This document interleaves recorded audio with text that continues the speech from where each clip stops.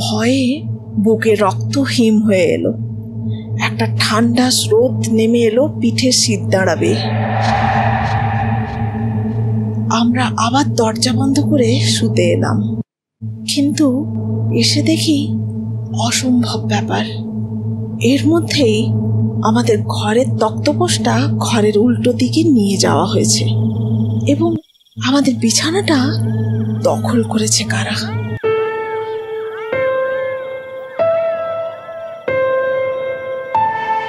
নমস্কার, আমি সায়নী। সাহিত্য সাসপেন্সের আরেকটা নতুন পর্বে আপনাদের স্বাগত জানাচ্ছি। শুরু করছি আজকের গল্প, লেখক ষষ্ঠীপদ চট্টোপাধ্যায়ের লেখা প্রেত আতঙ্ক।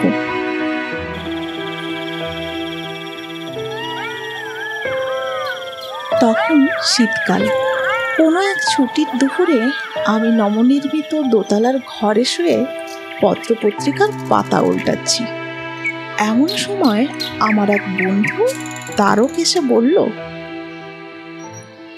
এই দেখ, দেখেছিস আজকের কাগজে বেরিয়েছে। আমি চেয়ে দেখলাম খবরের কাগজের সম্পত্তি বাড়ি জমি বিভাগে ছোট্ট একটি বাড়ি বিক্রির বিজ্ঞাপন। বিজ্ঞাপনের হেডিং হচ্ছে ভুতুড়ে বাড়ি। নিচে লেখা আছে, ঘাটশিলায় কাশিদা অঞ্চলে আমাদের সাবেককালের বাড়িটা ভূতের উপদ্রবের জন্য বেচে দিতে চাই। সম্পূর্ণ খালি বাড়ি, সামান্য আসবাবপত্র যা আছে তা সমেত বাড়িটার দাম 5,000 টাকা। সব জেনে শুনে যদি কেউ কিনতে চান নিচের ঠিকানায় যোগাযোগ করুন। আজ থেকে বছর 30 আগে যে সময়কার কথা বলছি, তখন 5,000 টাকার দাম ছিল অনেক। কাজেই 5,000-এ যখন বাড়ি বিক্রি হচ্ছে, তখন নিশ্চয়ই বেশ বড় বাড়ি। আমি কাগজটা রেখে উঠে বসে বললাম, বেশ অভিনব বিজ্ঞাপন তো, আর বাড়ির মালিকও খুব সৎ লোক মনে হচ্ছে। কেননা তিনি যখন সবকিছু জানিয়েই বাড়ি বিক্রি করছেন, তখন নিশ্চয়ই কোনো জোচ্চুরি বুদ্ধি নেই তার মাথায়। কিন্তু মুশকিল হচ্ছে, দেখে আমাদের লাভ কি? এত টাকা তো আমাদের নেই যে এই বাড়িটা আমরা কিনব। অতএব কিনবে কে? তারক বলল, বাড়ি কেনার কি লোকের অভাব আছে রে? মোহনের জ্যাঠামশাই একবার ঘাটশিলায় বাড়ি কেনার ইচ্ছে প্রকাশ করেছিলেন। এখন বিজ্ঞাপনটা তাকে দেখালে নিশ্চয়ই তিনি রাজি হয়ে যাবেন। আর ভৌতিক ব্যাপার স্যাপারগুলো যেগুলো, সেগুলো তাকে যুক্তিতর্ক দিয়ে নস্যাৎ করিয়ে দিলেই হবে। মোদ্দা কথা হচ্ছে এই সুযোগে ঘাটশিলা একবার ঘুরে আসা। প্রস্তাবটা চানাচুরের মতোই মুখরোচক। বললাম, হ্যাঁ, আরে বাহ, বেশ বলেছিস তো, চল তবে এখনই যাই।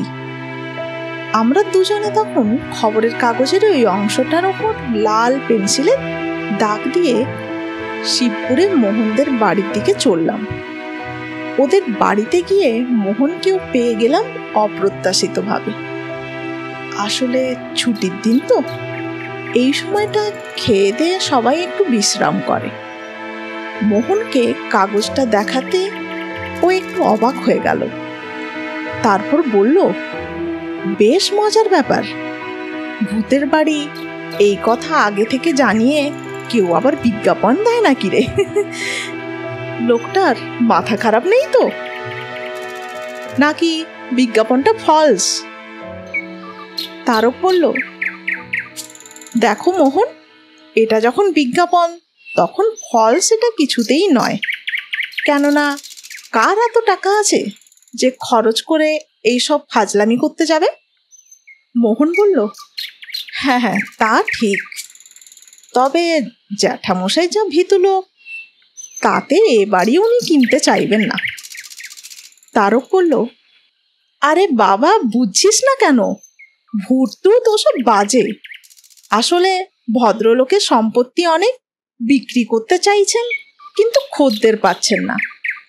কাজেই এই চমক লাগানো বিজ্ঞাপনের কিছু লোকের দৃষ্টি আকর্ষণ করতে চাইছেন। অনেক লোকই তো আছেন ভূতের নামে হাড়ে চটা, তাদেরই ভেতর থেকে কেউ হয়তো জেদ করে বাড়িটা কিনেই ফেলল। হ্যাঁ, এটা অবশ্য মন্দ বলিসনি। ঠিক আছে, এসেছিস যখন বস তোরা। জ্যাঠামশাই সবে শুয়েছেন তো, উঠলেই খবরটা দিচ্ছি। তারপর বাড়ি কেনা হোক আর না হোক, দেখতে যাওয়ার ছলে 2-4 দিন ঘাটশিলা থেকে ঘুরে আসা যাবে এখন। তারও বলল, আমিও তাই বলি, তোর জ্যাঠামশাইকেই যেভাবেই হোক তুই রাজি করা। আমাদের 3 জনের তাহলে হ্রদ দেখা, কলা বেচা 2ই হবে। আর যদি সম্ভব হয় তো 1 রাত ভূতের বাড়িতে কাটিয়েও আসতে পারবো আমরা। ভূত সম্বন্ধে একটা অভিজ্ঞতাও হয়ে যাবে আমাদের। সেই দুপুরটা আমরা 3 জনে এক নতুন আনন্দে চুটিয়ে গল্প করে কাটালাম। তারপর বিকেলবেলা খবরের কাগজটা মোহনের জ্যাঠামশাইকে দেখাতেই লাফিয়ে উঠলেন তিনি। না না, ও বাড়ি আমি কিনবো না। আমি টাকা দিয়ে জিনিস কিনবো, ওইসব ঝামেলার মধ্যে কেন যাব আমি? তাছাড়া তোমরা আজকালকার ছেলেরা ভূত প্রেত মানো না বটে, কিন্তু আমি মানি। কেননা আমি নিজে ব্যক্তিগতভাবে অনেক সময় ভূতের অস্তিত্ব অনুভব করেছি। তাই বলি, কি দরকার বাবা ওসবের মধ্যে যাওয়ার? তবে ঘাটশিলায় একটা বাড়ি কিনবার ইচ্ছে আমার আছে। আমি বরং তোমাদের কিছু টাকা দিচ্ছি, তোমরা 3 জনে দিন কত ঘাটশিলা থেকে ঘুরে এসো। আর যদি কোথাও ভালো কোনো বাড়ি খোঁজ খবর পাও তো দেখে এসো, পরে দাম দর করে কেনা যাবে।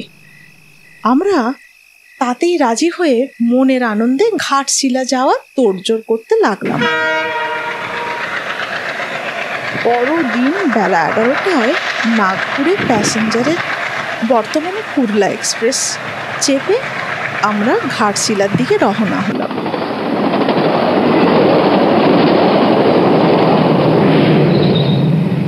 সন্ধ্যের পর যখন স্টেশনে নামলাম তখন চারিদিকে ঘুটঘুট করছে অন্ধকার।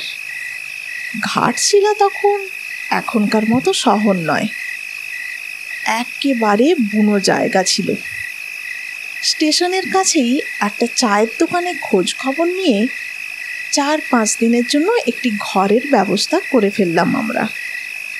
রাতটা ভাড়া বাড়িতে কাটিয়েই পরের দিন সকালে আমরা 3 জনে যুক্তি করে সেই ভূতের বাড়িটাই দেখতে চললাম।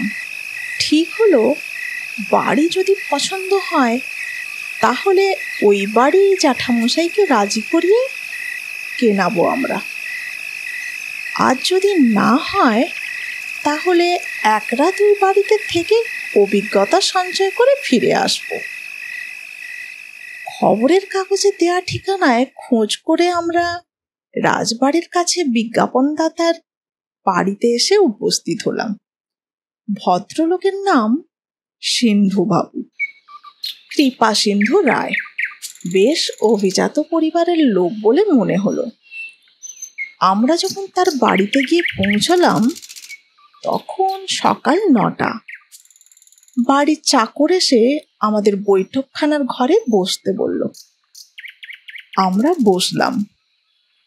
একটু পরেই সর্বাঙ্গে শালমুড়ি দিয়ে মধ্যবয়সী সিন্ধুবাবু এসে বসলেন আমাদের সামনে। তারপর স্মিত হেসে বললেন, কোথা থেকে আসছেন আপনারা? আপনাদের পরিচয়? 3 জনের হয়েই আমি বললাম, আগে আমরা হাওড়া থেকে আসছি।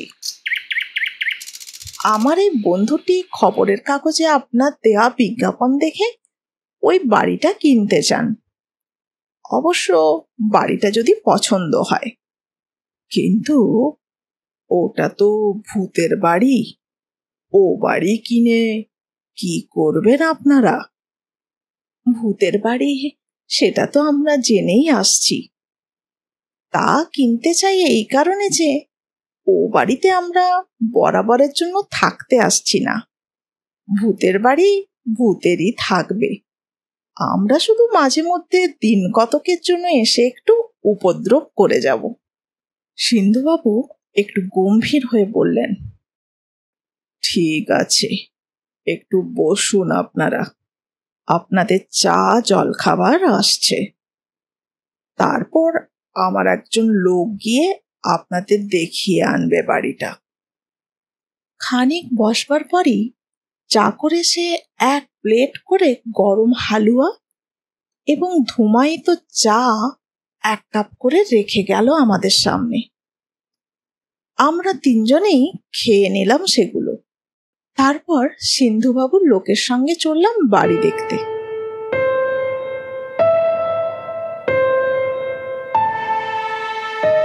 কাশিদা এখান থেকে অনেক দূর, তবুও আমরা পায়ে হেঁটেই দেখতে গেলাম বাড়িটা। সিন্ধুবাবু যে লোক আমাদের বাড়ি দেখতে নিয়ে যাচ্ছিলেন তার নাম রাখালদা। রাখালদা যেতে যেতে বললেন, আপনারা কলকাতা থেকে আসছেন তো? তা বলছিলাম কি। মোহন বাধা দিয়ে বলল, না রাখালদা, আমরা মোটেই কলকাতার লোক নই। আমরা হাওড়ার লোক, শিবপুরের বাসিন্দা, হাওড়া থেকেই আসছি। সে যেখানকারই লোক হোক না কেন, হাওড়া আর কলকাতা একই ব্যাপার। তা বলছিলাম কি, এই বাড়ি আপনারা কিনবেন না। দারুণ উপদ্রব এই বাড়িতে। আজ পর্যন্ত কেউ এক রাতও টিকতে পারেনি এখানে। সে কি? এসব বাড়ি দিন মানে ব্যবহারের জন্য, অর্থাৎ অফিস কাচারি ইত্যাদির জন্যই। থাকার পক্ষে এ বাড়ি উপযুক্ত নয়। কেন বলুন তো? শুনুন তবে।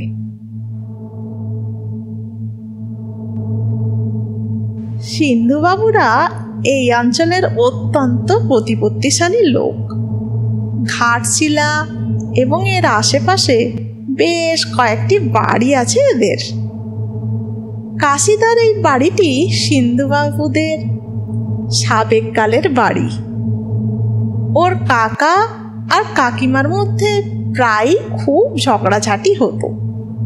এই বিবাদ সূত্রেই সিন্ধুবাবুর কাকা এক রাতে আগুনে পুড়ে আত্মহত্যা করেন। সেই থেকেই উপদ্রব। তা উপদ্রব এমন চরম পর্যায়ে পৌঁছলো যে কাকিমা ঠিক করলেন গয়ায় গিয়ে পিণ্ডি দিয়ে আসবেন। কিন্তু সেখানেও নানা ঝামেলা। যাত্রাপথে ট্রেনের কামরাতেই কাকিমা স্বপ্ন দেখলেন কাকাবাবু তাকে ভয় দেখিয়ে গয়ায় যেতে মানা করছেন। কিন্তু সেই স্বপ্নকে তিনি আমল না দিয়েই গয়ায় নেমে পান্ডা ঠিক করে সর্বাগ্রে চললেন প্রেতশিলায় পিণ্ডি দিতে।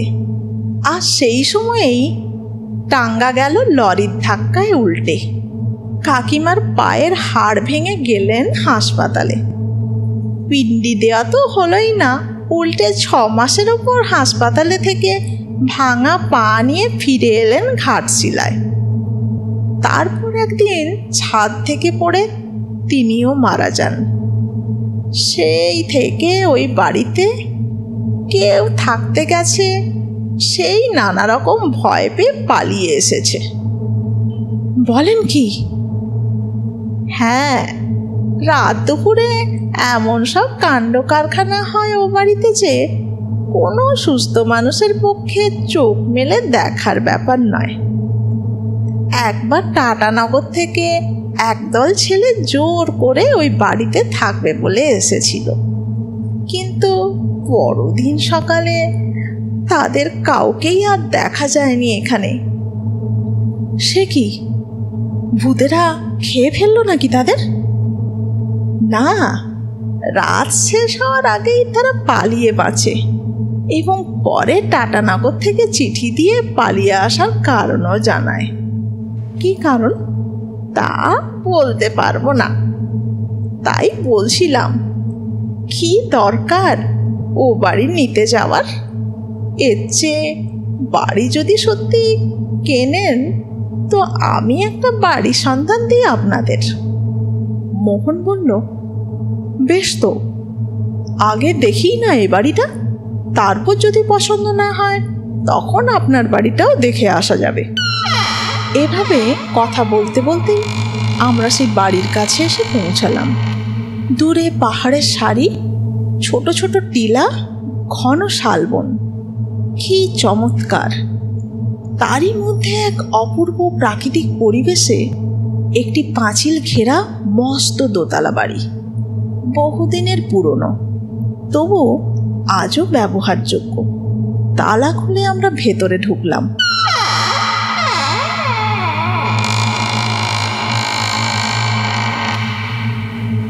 বহুদিন ঘরে ঝাঁটা পড়েনি, বাগানটা আগাছায় ভরা।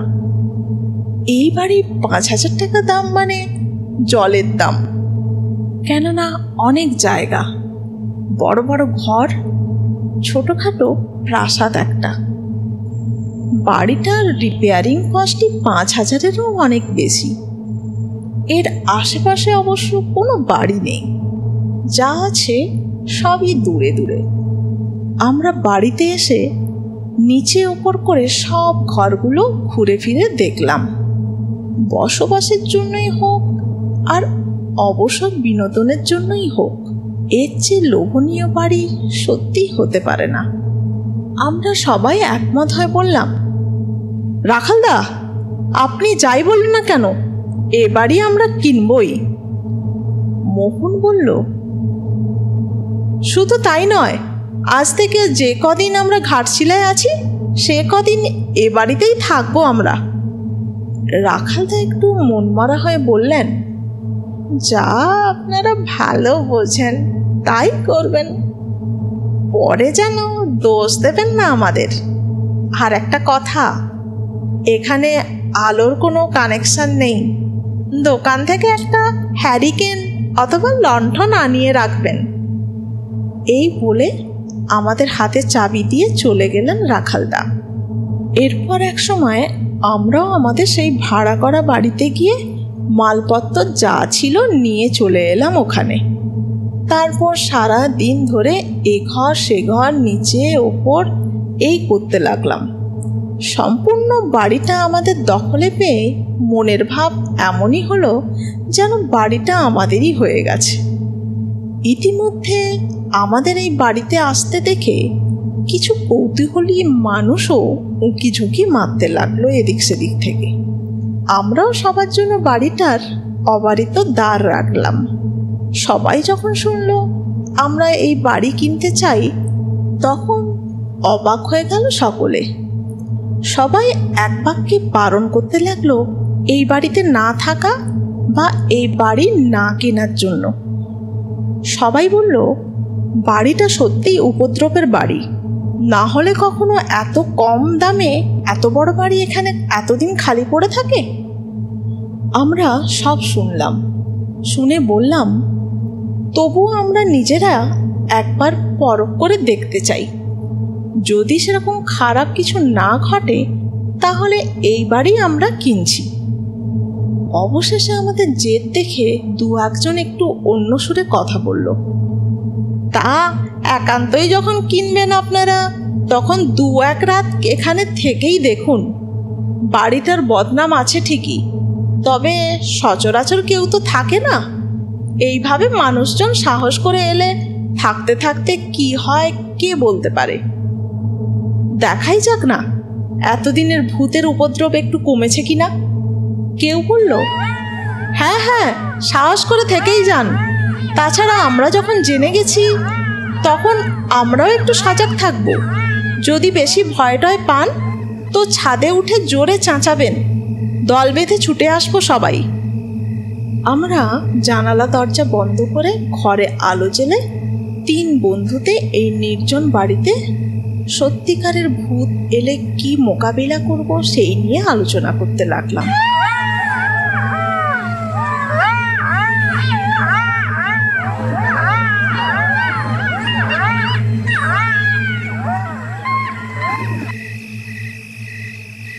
অনেক রাত পর্যন্ত আলোচনা করে যখন দেখলাম সব ভোঁ ভোঁ, তখন তক্তপোষে পাতা বিছানায় মশারি খাটিয়ে আমরা তিনজনে জড়াজড়ি করে লেপ চাপা দিয়ে শুলাম। শোয়ার সঙ্গে সঙ্গেই ঘুম। রাত তখন কত তা কে জানে। হঠাৎ ঝনঝন করে দরজার শিকল নাড়ার শব্দে ঘুম ভেঙে গেল আমাদের। শিকল নাড়তে নাড়তে কে যেন একজন ভিড়িক্কি গলায় বলল, এই যে, কে আছেন ভেতরে? দরজা খুলুন। আমরা তিনজনে উঠে বসলাম। মোহন বলল, কে কে? কে তা দেখতেই পাবেন, দরজা খুলুন। আমরা উঠে গিয়ে দরজা খুললাম।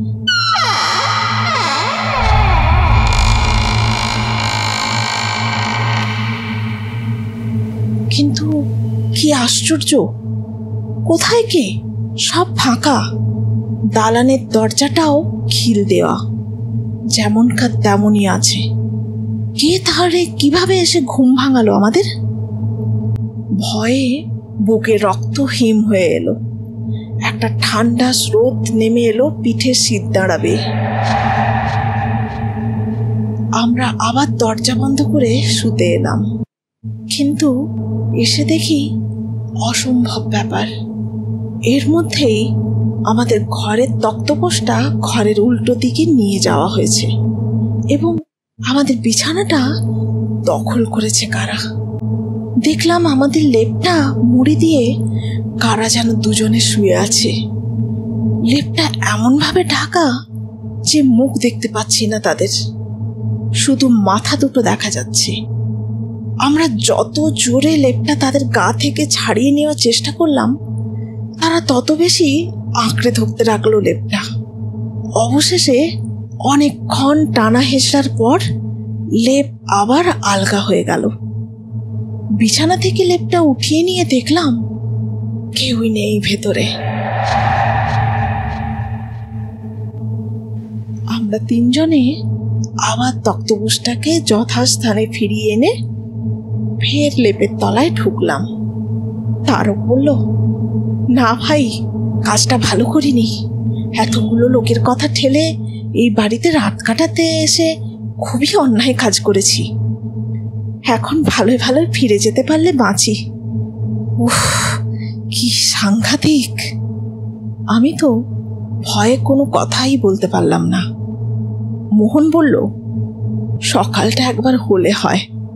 এর আগে সত্যি কথা বলতে কি ভূত প্রেত আমি বিশ্বাসই করতাম না, অথচ আজ যা দেখলাম, একে মনের ভ্রম বলে উড়িয়ে দেওয়ার মতো মানসিকতা আমার নেই।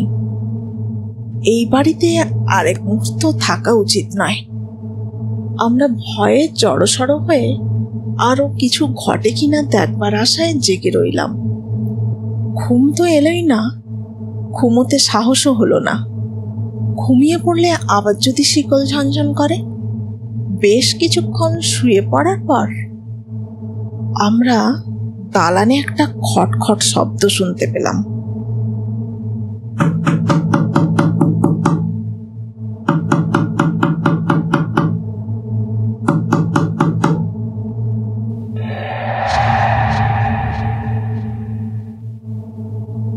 মনে হলো কে যেন চটি পরে পায়চারি করছে। দালানের এক প্রান্ত থেকে ও প্রান্ত পর্যন্ত একবার যাচ্ছে, একবার আসছে। তারপর আবার সেই ঝনঝন করে শিকল নাড়ার শব্দ।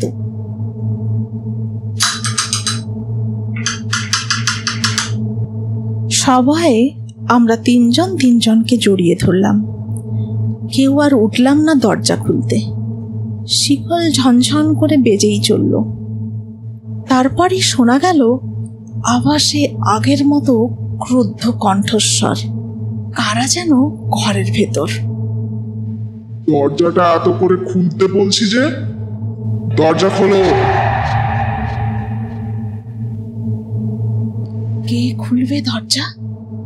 আমরা তখন আতঙ্কে নীল হয়ে উঠেছি ক্রমশ। কেই বা যাবে দরজার কাছে? উঠে দাঁড়াবারও যে শক্তি নেই কারো।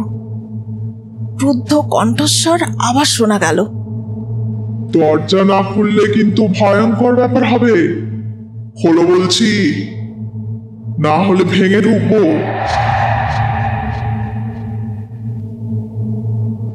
বলার সঙ্গে সঙ্গেই দরজায় দমাদম লাথি পড়তে লাগলো। অগত্যা উঠতেই হলো।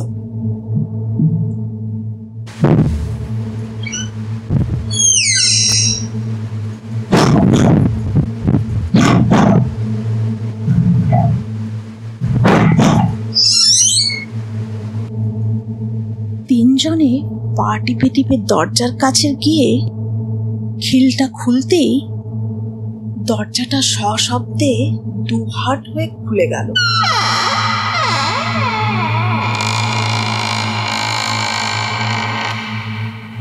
মনে হলো কেউ যেন ওদিক থেকে জোরে ধাক্কা দিয়ে খুলে দিল দরজাটা। সে কি দারুণ শব্দ! গোটা বাড়িটা বুঝি কেঁপে উঠল। কিন্তু তা না হয় হলো, আবার তো সেই আগের মতোই ভোঁ ভোঁ।